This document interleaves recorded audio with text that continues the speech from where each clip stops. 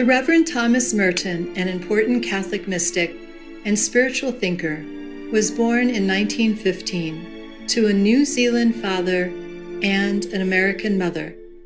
The many life situations he encountered in his youth led him to explore religion and spirituality and eventually devote his life to God by becoming a monk and later a deacon at the Abbey of Gethsemane, a part of the Order of Trappists in Kentucky, USA.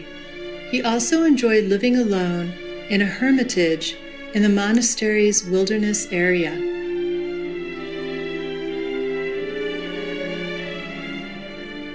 During his monastic life, Thomas Merton developed his writing talent by translating religious texts and writing biographies. He also started penning poetry, as well as books and articles on topics ranging from spirituality to social justice and peace. One of Merton's most famous statements was, "For me, to be a saint means to be myself. Therefore, the problems of sanctity and salvation is in fact the problem of finding out who I am and of discovering my true self." He also said, "We are living in a world that is absolutely transparent, and God is shining through it all the time. This is not just a nice story or a fable. It is true."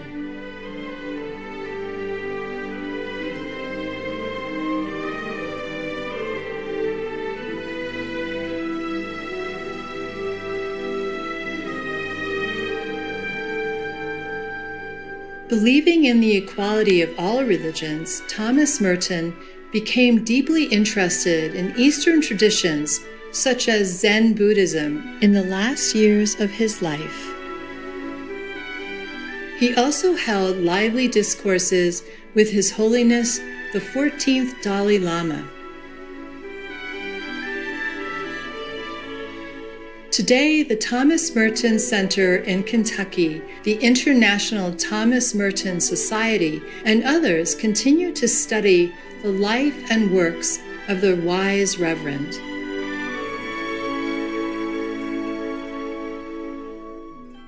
We now continue with excerpts from Thomas Merton's chapter on Zen from his book, Thoughts on the East.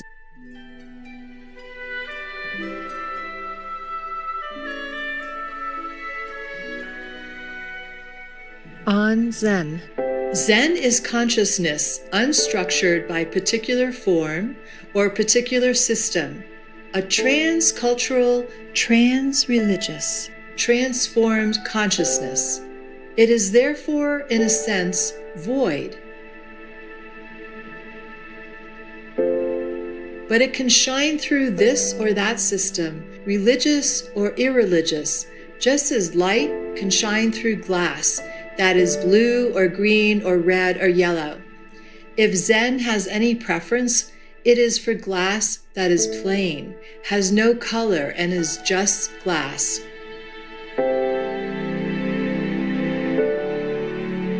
And in Zen enlightenment, the discovery of the original face before you were born is the discovery not that one sees Buddha, but that one is Buddha.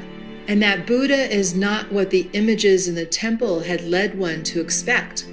For there is no longer any image, and consequently nothing to see, no one to see it, and a void in which no image is even conceivable.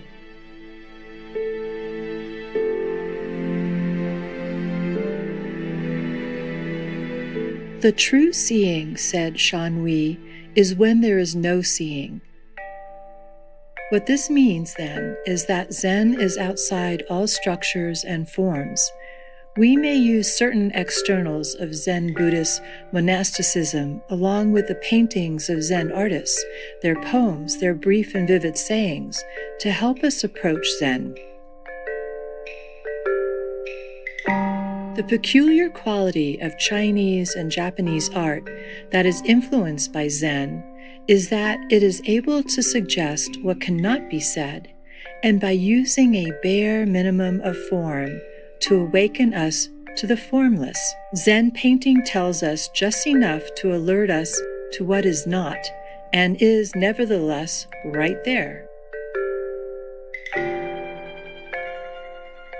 Zen calligraphy, by its peculiar suppleness, dynamism, abandon, contempt for prettiness, and for formal style, reveals to us something of the freedom which is not transcendent in some abstract and intellectual sense, but which employs a minimum of form without being attached to it, and is therefore free from it.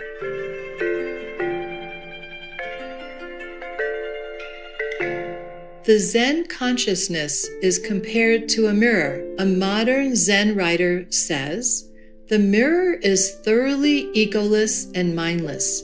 If a flower comes, it reflects a flower. If a bird comes, it reflects a bird. It shows a beautiful object as beautiful, an ugly object as ugly. Everything is revealed as it is. There is no discriminating mind or self-consciousness on the part of the mirror. If something comes, the mirror reflects. If it disappears, the mirror just lets it disappear. No traces of anything are left behind." Such non-attachment, the state of no mind, or the truly free working of a mirror, is compared here to the pure and lucid wisdom of Buddha.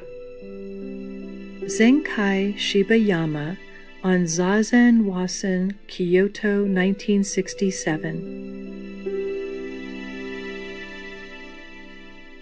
What is meant here is that the Zen consciousness does not distinguish and categorize what it sees in terms of social and cultural standards. It does not try to fit things into artificially preconceived structures.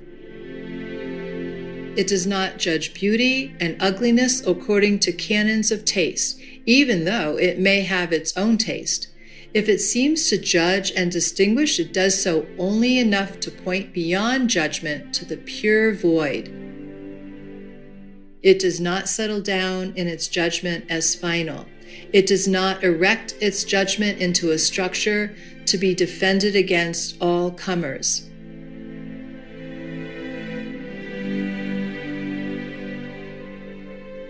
Here we can fruitfully reflect on the deep meaning of Lord Jesus' saying, "Judge not, and you will not be judged."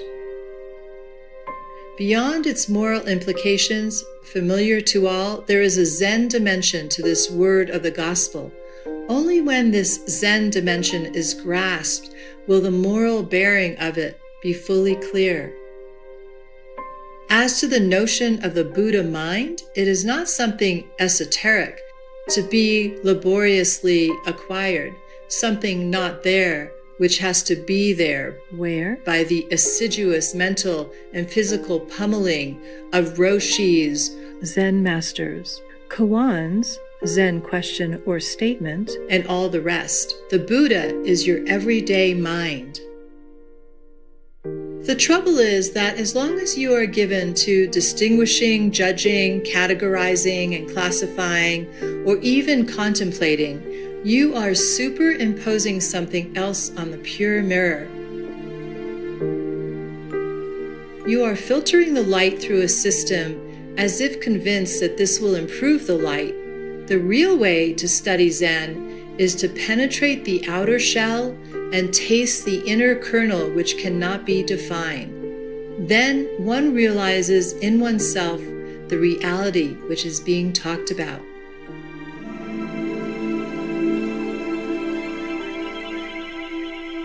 As Excerpt says, the shell must be cracked apart if what is in it is to come out.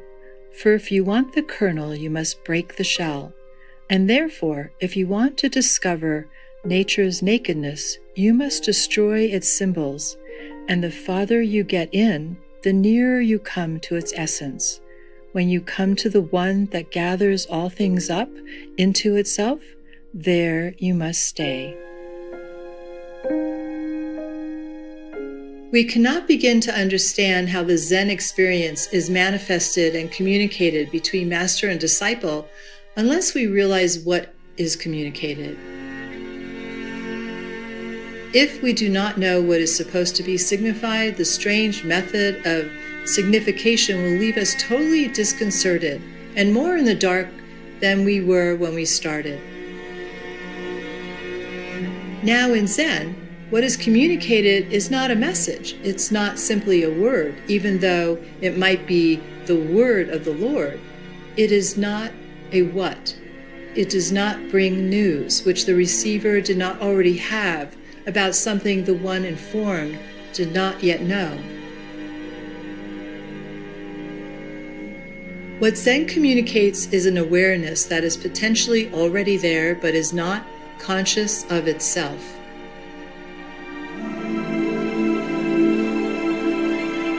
Zen is then not kerygma, proclamation, but realization, not revelation, but consciousness, not news from the Father who sends his Son into this world, but awareness of the ontological ground of our own being here and now, right in the midst of the world. We will see later that the supernatural kerygma, proclamation, and the metaphysical intuition of the ground of being are far from being incompatible.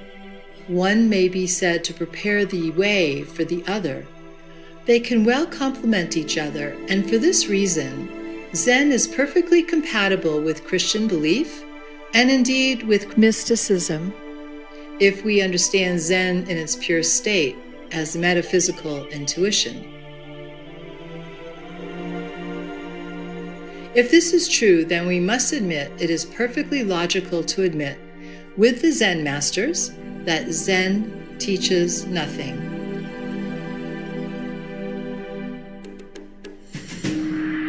One of the greatest of the Chinese Zen masters, the patriarch Wei Ming, 7th century CE, was asked a leading question by a disciple: who has inherited the spirit of the 5th patriarch? That is, who is patriarch now? Wei Ming replied, one who understands Buddhism.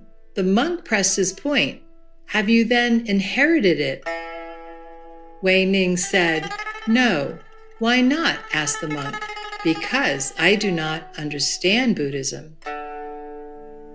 This story is meant precisely to illustrate the fact that Wei Ming had inherited the role of patriarch, or the charism, holy gift of teaching the purest Zen. He was qualified to transmit the enlightenment of the Buddha himself to disciples. If he had laid claim to an authoritative teaching that made his enlightenment understandable to those who did not possess it, then he would have been teaching something else, that is to say, a doctrine about enlightenment. He would be disseminating the message of his own understanding of Zen, and in that case, he would not be awakening others to Zen in themselves, but imposing on them the imprint of his own understanding and teaching. Zen does not tolerate this kind of thing, since this would be incompatible with the true purpose of Zen, awakening a deep ontological awareness, a wisdom, intuition, prajna, in the ground of the being of the one awakened. And in fact, the pure consciousness of prajna would not be pure and immediate if it were a consciousness that one understands prajna.